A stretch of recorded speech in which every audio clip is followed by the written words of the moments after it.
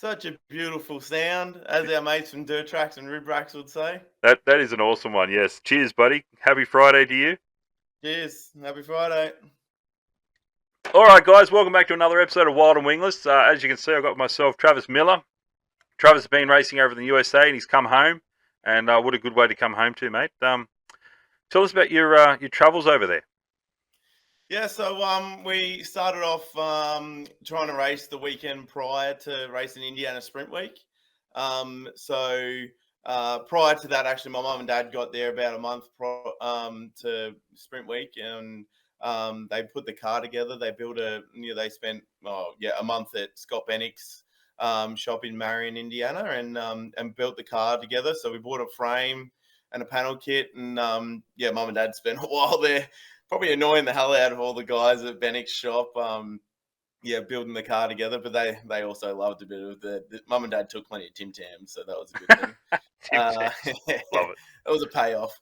Then we tried to race a couple of local shows at Bloomington and Putnamville, but they got rained out, and we went to Michigan and raced with the Great Lakes Series up there, and went to Mount Pleasant. It was a cool little racetrack. Not much facilities wise to the place, but the actual layout of the track was awesome. So I hope that they spend some money on the place and get it going, because I think it could be pretty cool up there.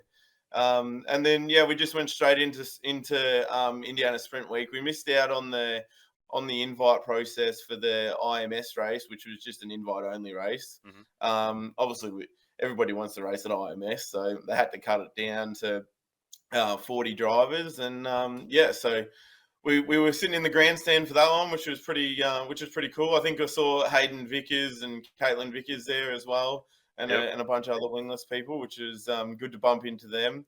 Showed up at Putnamville the next day. God, it was hot at Putnamville. It's always so humid there.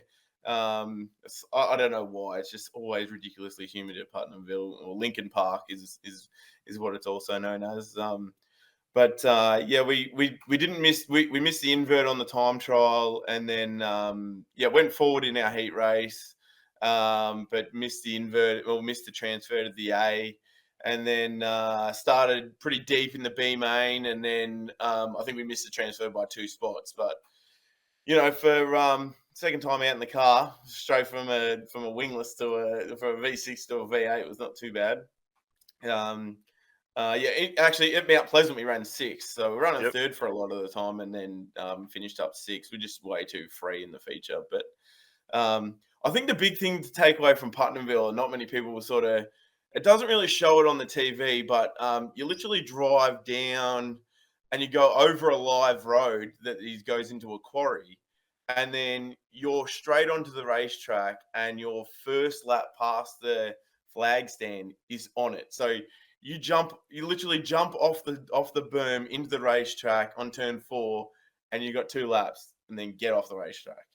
So it's like you've gone we went from hot laps and it's all slippery, to then you go out there and there's this big ass curb, and you just got to bang the hell out of the curb, And there's a video of me like 4 wheels in the fluff and all. It was completely the wrong thing to do, but it was definitely exciting. And then the next day we went to where was the next one we went to? I can't even remember now. It was just there's so much going on. There was so much going on. I think we went to go to Kokomo, I think it was, and it got rained out. Yep. And then we went to We went to Kokomo, rained out. Then we went to Lawrenceburg, and it was supposed to rain there. So Lawrenceburg's like, it just given a bit of a map for people. It's like a 3-hour drive into the hills, and then you actually go through Ohio to get to the racetrack. So you go the truck route. If you go through the other way, it's like such a scenic route, and you take forever. So so we ended up in Lawrenceburg, which that place is gnarly. It's really fast. Just you gotta be. It's next level. It's really banked and very fast. So we missed the invert there again.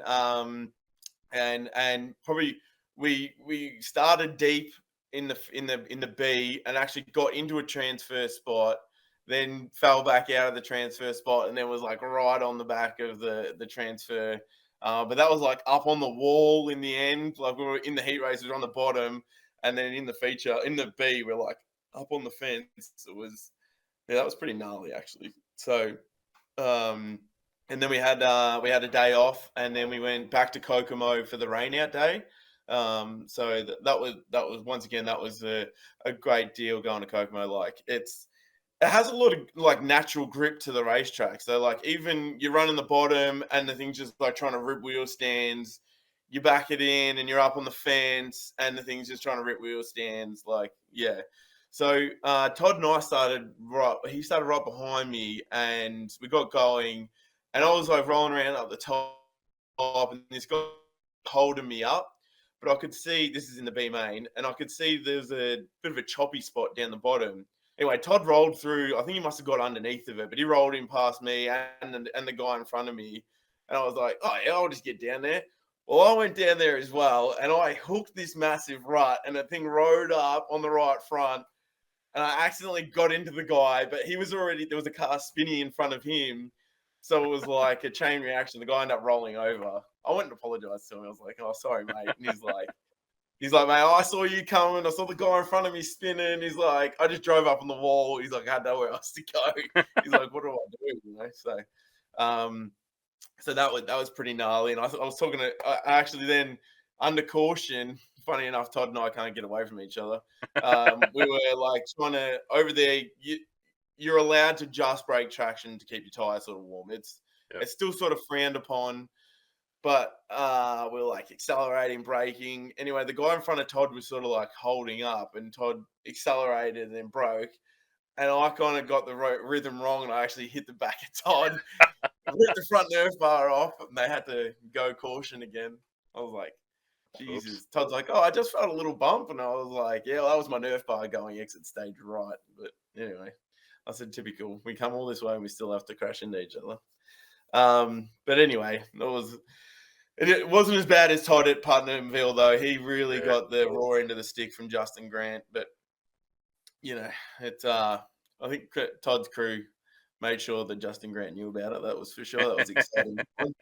Because we were pitted like 2 down from him, and when they came through the pit area, he's like giving it to him. I was like, well, I actually recall watching your crew's Facebook Larry. Live, about that. Yeah. So I was watching that thing, and oh, here we go. So yeah. We thought it was going to erupt for a bit more, but but it was probably bad enough. Like that's all. You know, he got it. The car owner got his opinion across to Justin Grant, and then Anyway, it is what it is. That's obviously everybody thinks that they're in the right, really, don't they? Yeah. But from the view I saw, I don't think. Yeah, I think Todd really got the raw end of the stick. But anyway, he rebuilt his stuff, and I think he had to do a quick stint in hospital actually. Yep. And then he came back and raced later in the week. He actually raced at Kokomo, and then I think he showed up. He didn't race it. Anyway, Bloomington was the next one. It was the one he raced at. So, yeah. But, yeah, so after Kokomo, we moved on to racing at Terre Haute. Yep. So, Terre Haute is a half-mile racetrack, and they actually did a tractor pull there about a month prior down the front stretch. And I was like, and it had a lot of rain there, and I was like, okay, this looks a little dicey. But we qualified in the invert. But during hot laps, I actually biked it in the middle of 3 and 4, and I was like, "Oh God, this is gonna be." So luckily, Brett and my dad, Brett owns he owns the LS sprint car that I drive. Him and his sons came over and gave us a hand, which was really appreciated. Brett's like, "We'll pump that right rear out, and we just push that right rear as far as we can get it outwards." So I think it was like out at 23 inches, and we had it like pumped up at 11.5 pounds on the right rear. It was out of control. Yeah, something that you just never even think about running here in Australia. But well, maybe some people do, but no, I've never run it that free. Nah, we're pretty wide, not that wide. Yeah. So yeah, that was exciting. And then we so I started on the out of 2, and I actually got to the lead. and led a couple of laps, and then a guy got past me, and it actually, when he drove past me, he hit a massive clump of mud, and it smashed the whole right hand side of the bonnet in, and it actually pulled the throttle full noise. I couldn't get the throttle pedal back up. You're kidding. So I ripped down the end of the straight, and I like sort of breathe the throttle to get in, and I'm like, it's full noise. I'm like trying to drive it in there without like tipping the thing over, and then still keep the transfer position. So I managed to like nurse it. So in the end, I like a lap or two later, by the time I finished shitting myself, we're lucky to have the stirrup over the throttle pedal, and I could like pull it back up with my leg. But then you're like trying to drive into the corner and then pull your foot up, and you're getting way too far off the throttle. And anyway, we hung on for fifth and made the feature race. And yeah, it was a very sketchy feature race. I got a tank slap at one stage down the front stretch. I had to get out of it. I was like, and then down the back stretch, it was really dusty. So it was the complete opposite from one side to the other. I was following Kyle Shipley for a while, and he's got a black tail tank, and I lost it a few times in the dust. And I'm just like, and apparently that was not Dusty Terra Hoot. I was like, oh really? I was like, I hate to see what Dusty Terra Hoot's like trying to race. So, wow. So yeah, that was really cool that we made the show there though, and missed a big crash at the start with Riggs Danner and Charging Charles Davis Jr. They were like flipping right in front of me, and I got to the left. That was lucky, but yeah, well, we were doing all right, and then my arm restraints got caught in my steering wheel, so it was spewing about that because I was on for a decent finish there. Which anyway, that things happen. So we still then drove back and passed a few cars at the end there, which was good fun, and didn't go a lap down, which was even better. So yeah, there you go.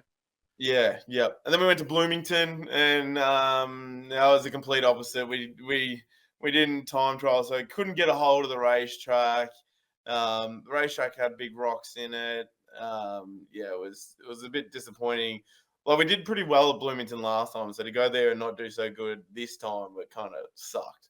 Yep. And then during the B main, I just didn't. Oh, actually, I missed Circle City there. Actually, to be honest, sorry.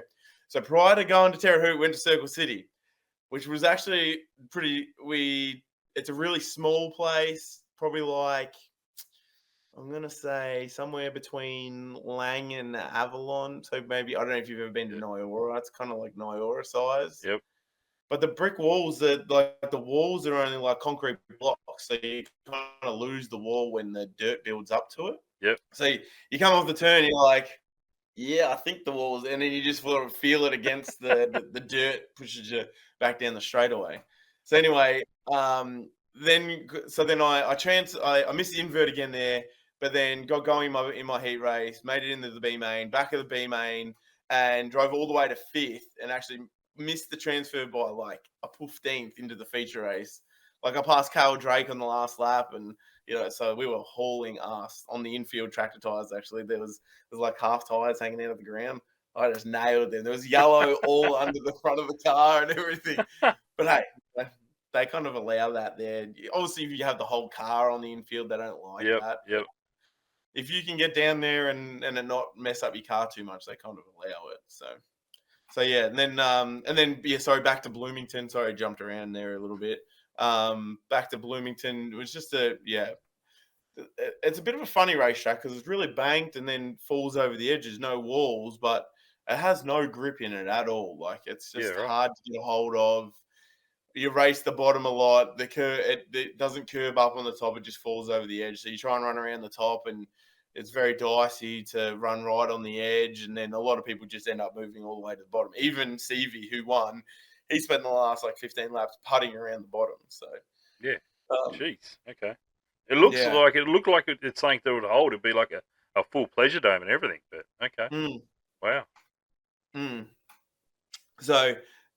Unfortunately, it's not. But I think they're going to do a lot of work to the place. Yep. Obviously we'll just see what comes of it. But I believe they got new promoters there, and hopefully they can get that place back in, because like that has so much history. That place of like the Kinses only live a mile down the road. And, when I was talking to Scott Bennick about, things that have evolved in racing, one of the things was he's like back in 1992 when he saw Steve Kinser put a wing ram on his wing and race at Bloomington. He's like, that was one of the most innovative things he's ever seen in speedway racing. I was like, well, there you go. I was one. So Wow. God, yeah. It's terrible. Yeah. So, and then the last night we raced at Hobstadt or Tri-State Speedway, which is as south as it sort of gets to not going into St. Louis sort of deal. Like St. Louis is only about half an hour, 45 minutes from Hobstadt. And that place is like racing at Simpson 3 and 4 all the time. Oh. So it's that tight all the time. And it's pretty banked, but just think of a racetrack that has no grip in it at all. So you've got to try and get the thing pitched in backwards and then drive it off the turn. So I thought I was sort of getting a hold of it at the end of the B main. I actually made the invert there and then just went backwards in my heat race. But in the B main, I thought I was getting a hold of it, and I actually got into a transfer position. I was like sending a few Hail Marys in there. I was like, I'm going home anyway, so let's just bomb this in there. And I got into a transfer position and then backed up. And the next day I was talking to Scott Bennick and I was like, we sort of got there in the end. He's like, you're too tight. I was like, I thought I was still too free. And he's like, nah, you've got to be backwards and then be able to just drive it on out. He's like, look at KTJ that he won. And he's like, the thing's so free and ginger. And then he's like, it just gets drive. He's like, that's what you need. I was like, Jesus. That's just going to take a lot of laps around that place, I think, to be good. Yeah. So, and then, we packed it all up to send it home. So we are going to we brought the DRC. Well, it's in a container coming back home now. So we brought the DRC back home and sent the engine back home as well. We're gonna sort of try and put a deal together to race with Brett and his family to race at the Classic actually this year. So right. So we're gonna hopefully that all comes together nicely and we can do a couple of lead up shows and tick it off the bucket list. I think is going to be a bit of a deal. So yeah. So how do you rate your overseas or USA tour? You happy with how you went? I think you did great. Yeah, thanks. Yeah, no, I think we definitely did. We improved on last time, which was good. I would have liked obviously make a few more feature races, but this time we were a lot closer in making the feature races than last time. Like a couple of times, like when we went to Circle City last time, we were like second last place in the D main. Like I hated that place. Well, this time I probably showed up and I understood it a bit more on how to do it, and I probably went away and looked at it and then came back and had a bit better of a go at it on how to run it. So, we got that close to making the transfer. I wish I'd done a little bit better earlier on at Lawrenceburg, but also like thinking about it afterwards, Lawrenceburg have actually changed the shape a little bit from when I was there last time. Last time was more of a bowl sort of shape, and you could easily run up on wouldn't say easily because the place is still hectic, but you could sort of get up 3/4 of the way up the track and it would carry you around. Yeah. Well, now they've sort of flattened it out. So getting 3/4 of the way up the track is sketchy on exit now. You just sort of look at Justin Grant. That's what he did. Yeah. Coming off the turn, plowed the fence. That's it. That's as easy as it can be. That guy races however many hundreds of race meetings a year. So, that's just, I went and had a look at that car afterwards. The whole bottom rail bent under and like a banana. Yeah. I've never seen it in my life. Like just complete. No wonder why his left leg was broken. It was so bad. But, just destroyed the diff, everything out of it. Yeah, I didn't think there was going to be much left in that running gear in it. So no. So what a one-time customer though. He comes back and races at Kokomo and out qualifies me and actually makes the feature race with a bloody hand control brake. Like Jesus. Yeah, as you said, that's for doing however many races a year. Yeah. So I know we've spoken about this before, and I know it's very obvious, right? But the V6 to the V8. I know they're chalk and cheese, but is it like? Because I mean, even sometimes when we race over here, and I think we race on our tyre compounds are competitive. Like I don't think we're on bad rubber here. But I know sometimes even the V6, you got to feather that throttle coming off corners and stuff like that so you don't get wheel spin. What's it like over there? Like how much discipline do you need to tell your right foot, all right, hold, all right, slowly get on? Or Yeah. So the tire compounds are actually completely different. So we we could have run the same right rear tire we did 8 races. You could run it for 6 races, and I'm talking hot laps, time trial, heat race, feature race. That they don't wear out, like as in they have. The biggest issue is that they get chunks taken out of them. That's more of the problem, that they sort of, they get used a fair amount, and obviously spinning at 8,500 revs, and you get a little rock, it rips them apart pretty easily. That's more what they sort of, we put on a brand new one for Bloomington, and we probably shouldn't have because it had so many rocks in it, but we did purely because we ran the feature race the night before, and it kind of did get into it a little bit.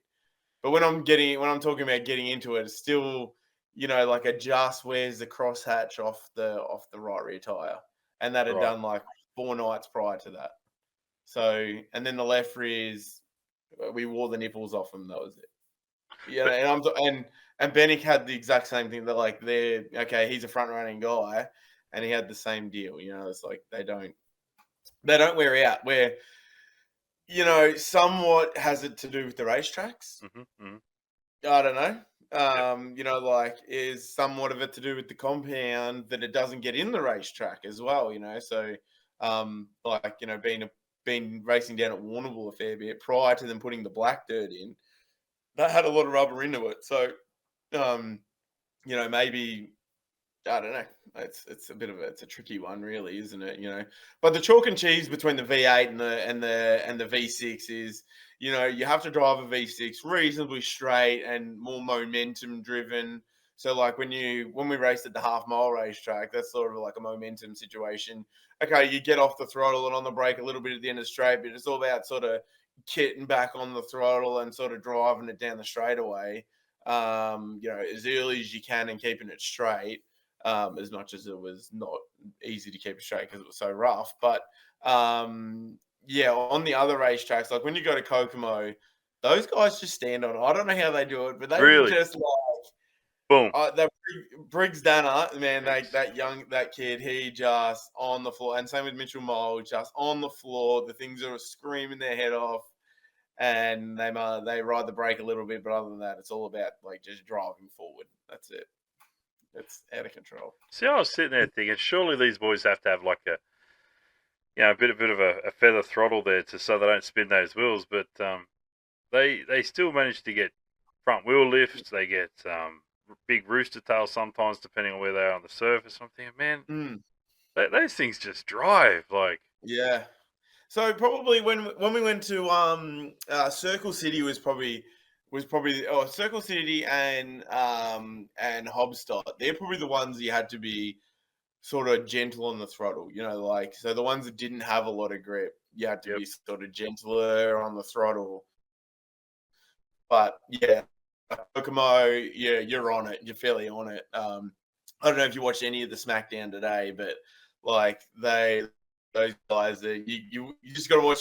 You listen to their engine during qualifying, and they're just like, every now and then you might see the left front like slow a little bit, but that's about it. The rest of it, they're just they're on the throttle. And Robert, if you ever get a chance to listen to Robert Ballou, he does not lift. It's just there's no doubt about it. That guy's on another level, and everybody be running like in the groove. And here he is up here running 4 in the fluff, full noise, making something happen.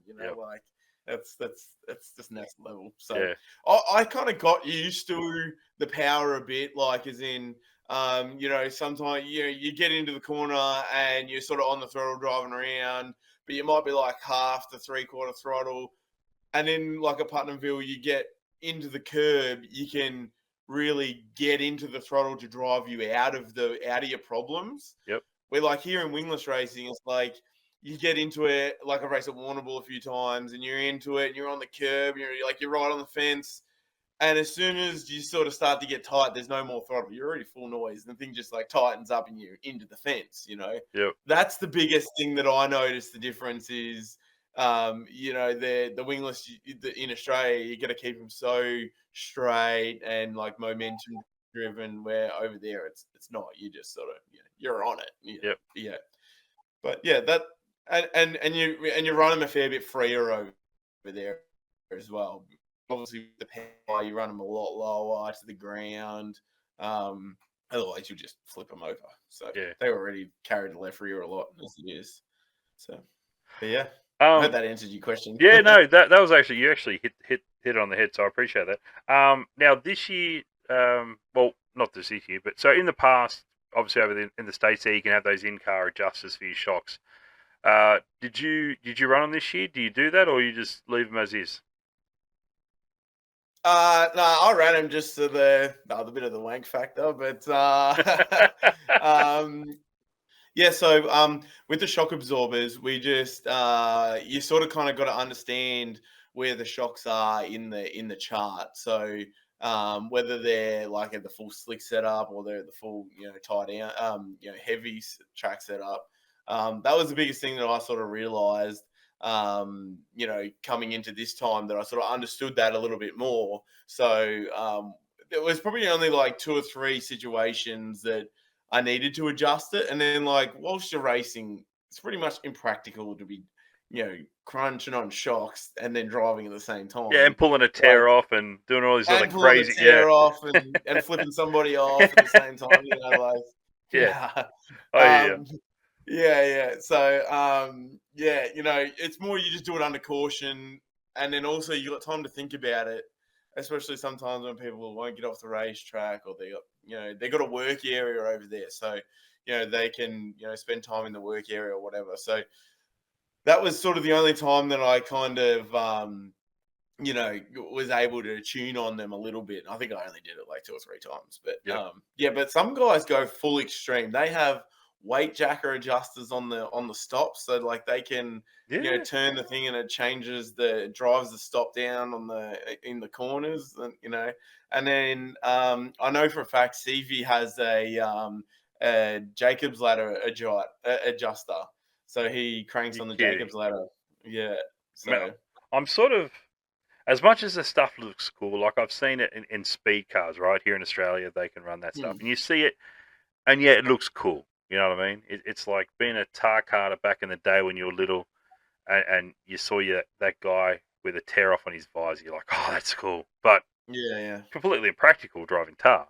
But these dials look awesome. But I'm thinking, man, I don't want to see them in our division. You know what I mean? Like, could you imagine if we bring all that stuff into our division? Like, look, two ways of looking at it. It's actually pretty inexpensive.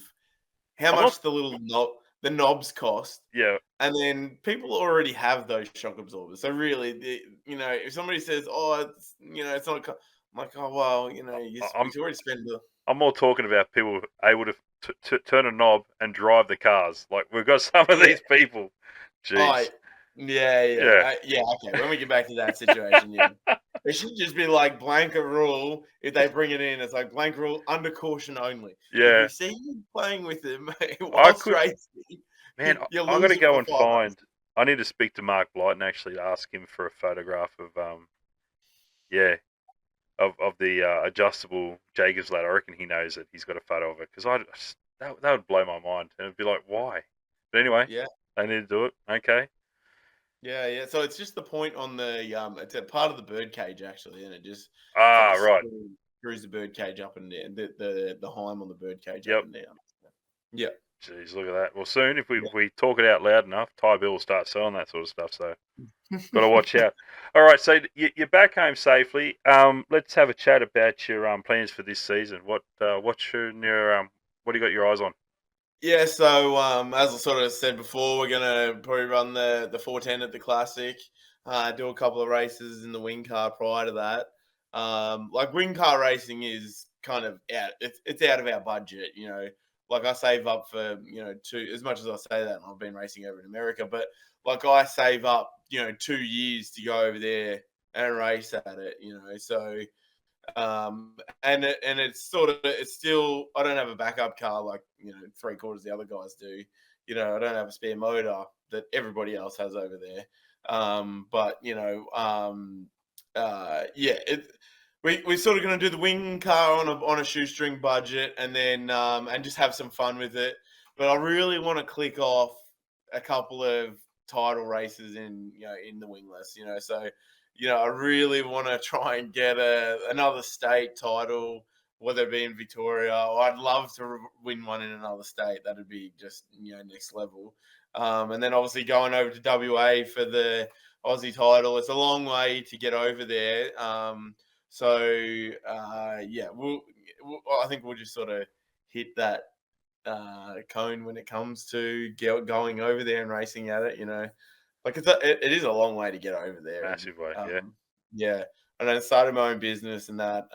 You know, sometimes getting time off work is, I don't have to worry about asking the boss, but it's still, if you're not there making money, it's, you know, like it's not going to make it for you. So, yeah, no, it's definitely a couple of, you know, like I'd love to come and win the SA title that you guys won. You know, I was rolling along behind it while I was falling backwards, but you know, I was sitting there in that good spot there for a while, and then just was backing up and whatnot. Those sort of situations, you know, really love to get a win in another state. Well, let's look at that for a second. So you've got the SA titles back at Mildura. Yep. Last season, you came to the state title at Dubbo? No, year before. No, but last year, it was just Bianca and I, actually. And I was leading it, and then I had a big crash, and Bianca and I had to drag it back in the trailer. Luckily, there was plenty of people giving it. That's right. I recall I sent you a text to see how you were, and I got left on red. There you go. All right, thanks for that, buddy. Well, my head was hurt. Well, no, actually, my head wasn't hurting after that one. I was just that's all right. My bank account was hurting. No, that's all right. But yeah, this year the state titles at Goulburn. Yeah, I said they moved the fence there. Yeah, doing a whole bunch of work there. Put a bit more banking into it. Moved the fence. I was sort of hoping it needed a bit of love to the place, to be honest. Yeah, so back when COVID was on, we did the 50 lapper.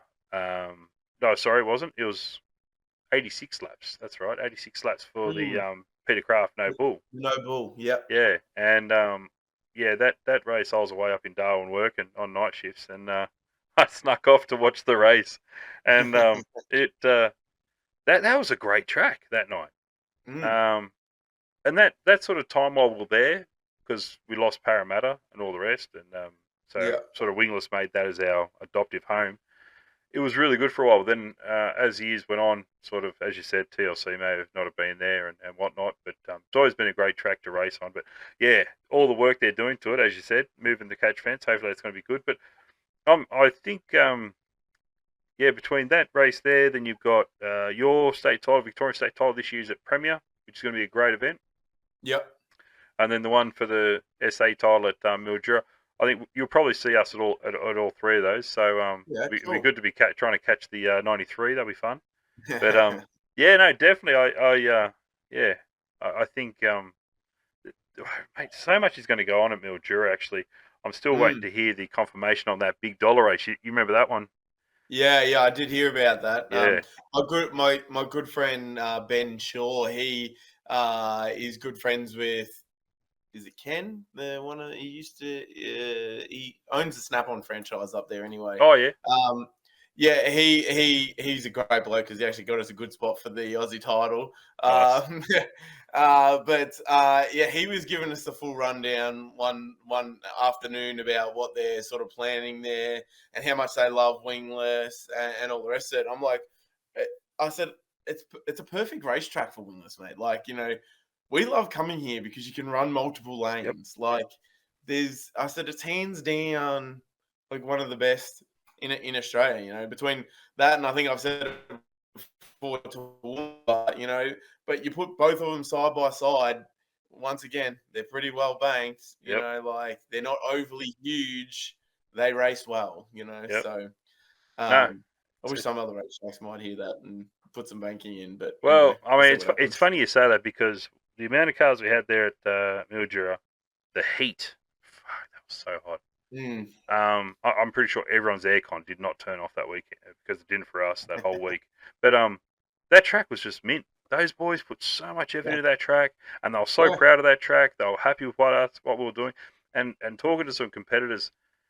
It was almost, I know Murray Bridge, we've had the Australian title there back when COVID hit and all the rest, and the rain came and we didn't get that in. But that was almost the most centralist race track to have for guys from Queensland, WA, Northern Territory to sort of come down. All right, the Victorians didn't have to travel as far, but very, very good track to race at. But all right, so you're going to do some state titles? Are you going to do any Super Series stuff, anything like that? No, I don't know. To be honest, at this point, we'll probably we'll race at Avalon for the Avalon races. I think there's a pretty big, decent actually race meeting at Avalon on the. I think it's the 11th of October. It's 50 lapper? years of Avalon. Oh, so that's why the 50 lapper's on. Right. Okay. Yeah. Correct. So they're having because of 50 years. I'm pretty sure. I think that's what it is. Yep. And then so we'll probably hit those main ones that are there sort of deal. I think we also start off our season with there's a triple header. So there's a Warrnambool on the Friday of Cup weekend, and then we can race. Or no, Warrnambool's on the Saturday. And then we can race Sunday, Monday at Nyora. So, oh wow, which is back towards my side of town, sort of deal. So, Nyora is like an hour and a half away. So, okay, we drive 4 hours to Warrnambool. We'll drive flat out home, and then drive only an hour and a half the next 2 days. So, so hopefully we can get there for those two races. My car's in a little bit of disrepair at the moment because we kind of ratted a few bits and pieces out of it. And the steering box is off at Scotty Hoskins, and Dad's rebuilding the diff. We had to get a bunch of parts actually when we were in America for the diff. So, I think we'll hit those sort of race meetings. Yep. And I don't know that we'll sneak. If we're going to WA, I doubt we'll go to Queensland, but just because of the cost to to travel up there and the time off work. So I do love racing up in Queensland. It's just probably the travel to get up there might be a little bit of a pain in the butt. It's mate, the cost of turning tyres down the highway is just not getting easier at the moment. It's getting harder and harder. SummerSlam. Yep. Only 3 rounds this year, but 3 rounds at some 3 incredible. Hey, there we go. The belt's back. Yeah. How does it feel having both belts? Please tell me you did the Conor McGregor at home one day, looking in the mirror, staring at Bianca, letting her know the double champ does what the. Yeah, nice. Yeah. So we actually, so Bianca got sick of him sitting on the kitchen table. But she's like, right, I'm only going to say this once. They're a really cool trophy, all the rest of it. Well, let's make some shelves for them. So I was like, yes. So really, look at my TV, and there's 2 shelves on top of each other that the trophies sit on. And I've got a couple of people have made me model cars over the years. Yep. Of my race cars. So I've got a couple of model cars. One was actually on our wedding cake. So on the back side of our wedding cake. So it looked all nice and fancy on the front, but on the back side, I had the model car and it was spraying mud up the side of the racetrack, up the side of the cake. That's awesome. So. Yeah, so that one was up there, and I got one of the wingless that I won one of my big race meetings to begin with. So my sister got it made for me. So look at that, which was pretty cool. Yeah, that's cool. Yeah. So the SummerSlam this year is going to be 3 rounds and not 4. So Lang, Simpson, Warrnambool. What were you going to say? Yeah, I think we kind of got a little bit stitched up there with the just the year that it is. Like when I was on the committee, I'm not on the VWSR committee this year just because I couldn't put enough time and effort into being on the committee. I think I'd been on there for like 6 to 7 seasons, so also it's time for some other people to give it a go. which I see there's some new blood in there, which would be good. But I think we kind of got stitched up with what how the year sort of for the weekends fell for the start of the year. And then what other race meetings were on around there. Obviously, we have to bow down to the sprint cars, to the wing sprint cars. Yep. We also call them fairies because they got wings. I love it. Yep. Yeah. It's a bit different when I'm racing it, okay? So all right, done. I won't say nothing then. Sure. Okay, perfect. But this is a wingless podcast. Yeah. This only wingless. That's all we care about. Yep. Yeah, exactly. Yeah. The real stars. Yep. Yeah, exactly. I think it kind of got a bit stitched up there with what other race meetings were on and whatnot. So yeah, back to three race meetings, but I really feel like next year they're going to try and push for another 4 rounds again, which, being in Melbourne and the weather's like, and especially down Warrnambool Way, the weather blows in off the water pretty easily. So, it kind of gets moved. So we kind of just got to have to play that card as it goes, I believe, with how that works out. But it should be good, like it always is, so competitive. Just sometimes, like when we're in America, people are like, 50 cars, that's a lot of cars. You wouldn't be used to that. I was like, no, mate. I said, we show up for the Aussie title and there's over 100. Hold my beer. I said, yes. Yeah. And I was like, and then we race like a mini sprint week, and we ran 4 nights and they had to cap it at like 65 cars. He's like, Are you serious? I was like, yeah, mate, people have like got to get in early to put their entries in. So, that kind of blew a few people's minds that, we are still very healthy and strong in non-wing racing over here, even though we don't have big engines. Yep. But I think that's what helps us the most, Absolutely. You don't need a huge budget. No, that's true. I'm going to be looking forward to catching up with you guys down for the SummerSlam. I'll be there with bells on. Cannot wait. Yeah. But all right, man. Look, okay. Thank you very much for joining us. Please. Thanks for having me. Say hello to Bianca for us, and mate, that was a nice Friday tinny. And before we let you go, buddy, who do you want to thank for helping you get wheels turning on the track and getting to the venues and back? Yep. So I couldn't thank my mum and dad enough for they're supposed to be retired and on holidays, and they're working on my race car. They were a massive. They did a massive effort, to be honest. Unfortunately, my dad actually ended up getting pretty sick. So, and then he's got a cold, and then the cold turned into really bad that he had to do a quick stint in hospital to get his fluids back up and pushed him back out. It's all right. He's at Disneyland at the moment. So I can picture your dad at Disneyland too. Yeah, he had a Speedway t-shirt on. Nice. With the Mickey ears and still with a grumpy face. No. Sorry, guy. I'm joking, guy. I'm joking. Yeah. And then obviously my lovely wife Bianca, for putting up with all the racing and probably even sacrificing some of her holiday, going all the way over there. But also she secretly loves it as well. So she does. And Larry Weeks, we borrowed his truck and trailer, and and he drives it a lot of the time too when I'm over there. So he drives so mum and dad have a caravan and they rent a car. So we drive to the track and camp at a lot of the tracks or the RV park nearby. So then we have another, we have the truck and trailer driving the race car there. So, we kind of have to do 2 convoys. Well, sometimes when you're it's like when you're racing, you end up like really tired. So Larry takes up and drives a lot of the time, so I can kind of relax a little bit, have a nice cold nos to get myself better. And then all my sponsors, all the boys at Bennick Enterprises as well, they helped out a lot. And then all my sponsors, Gippsland Street and Race, Brett and his sons, they were massive help over there. My auntie and uncle even came as well. So my uncle used to work with my mum and dad for 35 years, and they'd been to some racing. My uncle used to race, and they're like, "Nah, we're gonna come with you this time." So they came over and gave us a massive chop out.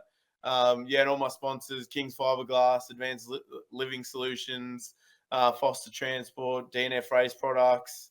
Got to thank GT HVAC and Electrical. Yeah, of course, for them, the major sponsor.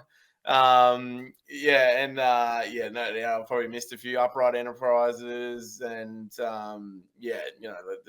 there's a heap of people that help me out. Midwest Imports, they help me get all the stuff too, and Paul's really easy to deal with. Importing and exporting all my stuff there. And even Matt Eastman and that, they helped us out a little bit whilst we were over there as well. So there was heaps of people that gave us a chop out, and we really, really, really do appreciate everything that people have done for us. No, awesome stuff, man. Well, good to see you guys back safely, and I look to catch up with you shortly into the new season coming up. Yeah. Everyone, there's our lovely Travis Millar there. Stay tuned to the next episode. Until then, we'll see ya. Take care. Bye. Ciao.